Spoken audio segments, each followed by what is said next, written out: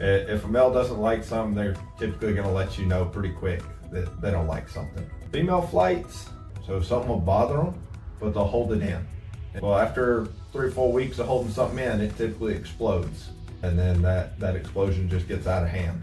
I have here Sgt Tom, who is an MTI at Lackland Air Force Base for basic training for the Air Force.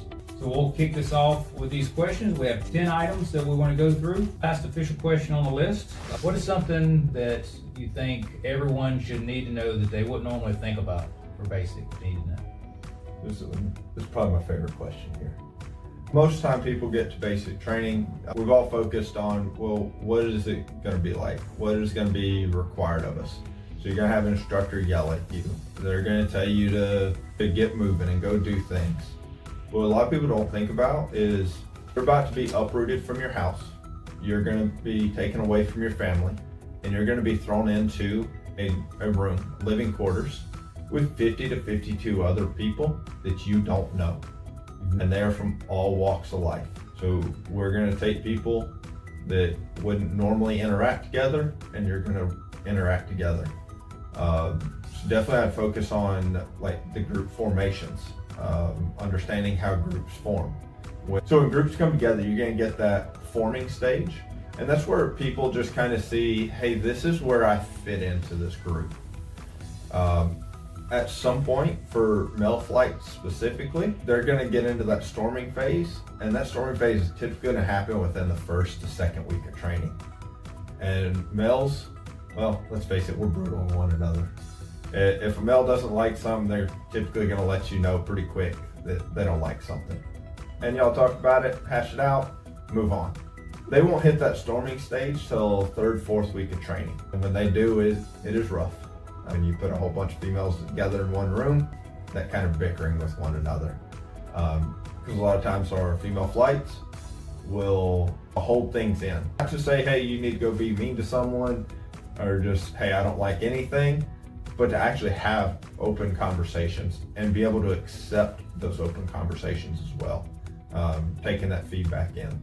And that's something that will carry you through your entire career.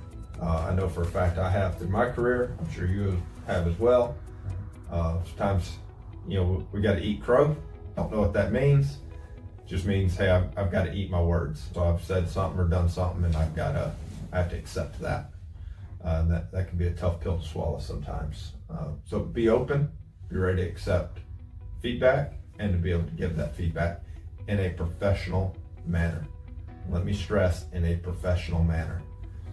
You'll learn more about those group formations as you go through those 2 stages. Those are the biggest stages that you're going to see the biggest changes in.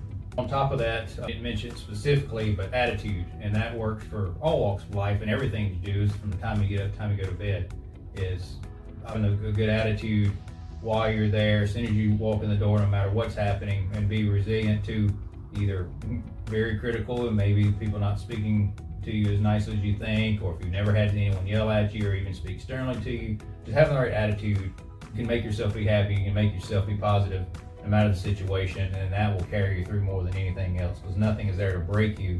I would 100% agree with you. How you approach something is how it's going to be. So if I go into a situation thinking negatively of, hey, this is never going to work, well, guess what? It's never going to work. Just because I am inadvertently going to make it not work. It's not going to be intentional, but my mindset is already set that this is going to be a bad thing. But if I go into something with that positive attitude of, hey, this is going to be great, we're going to make this happen, it's going to happen. It will just naturally flow. You'll be a lot happier, a lot less stressed by accepting that fact of just keeping that positive attitude will just make you happier all the way around.